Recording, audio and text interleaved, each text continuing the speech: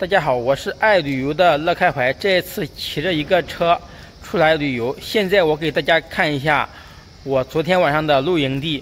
首先看一下这个位置是在浙江省杭州市桐庐县水果批发市场对面啊，我住在对面。这里有新建的楼盘啊，然后相当于刚刚建好。大家看一下啊，我的电动车停在那里。然后上边是一个圆形的一个小棚子，这样的话就特别挡雨啊。昨天晚上我来到这里以后，我一看啊，这里绝对非常好，因为它特别挡雨。大家看一下，这上边是一个圆形的顶，玻璃顶，所以说我就选了一个不碍事的地方，这个角落，我的帐篷就搭在这里了。我每次找露营地啊，基本上我都选择上边不淋雨的地方啊，因为假如下大雨的话，也不至于就是说把我的帐篷淋湿，然后第二天早上起来湿漉漉的啊。大家看一下这个位置是不是特别好？昨天晚上我到这里的时候是9点多，当时是特别困，特别瞌睡，然后我就帐篷搭起来，我就基本上就睡了，一直睡到现在早上是5点半。因为我是出来玩，每天都是醒的比较早啊，早点收拾。然后给大家看一下旁边啊，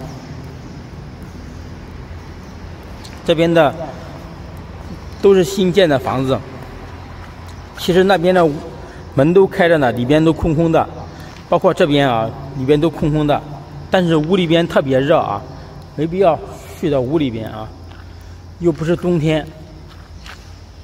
大家看一下这样的地方怎么样？现在呢，准备收拾帐篷，出发了。桐庐县城距离浙江省杭州市富阳区的秋风村还有30多公里啊，就现在这个位置，8、9点就到了，然后就到我妈那里了。这次旅行算是结束了，到我妈那边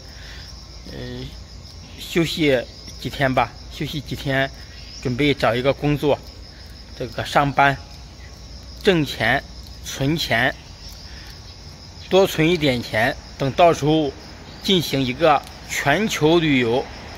前边是富春江三桥啊，看一下对面的山上云雾飘扰啊。路过孙权故里，奋进长口，长口也是一个镇。孙权是3国吴国的皇帝呀，风景如画呀，这块挺漂亮的。这里是新建的楼盘。上午的8点12，已经到了杭州市富阳区的秋风村了，也就是到了我妈这边了。这次旅行结束，呵呵。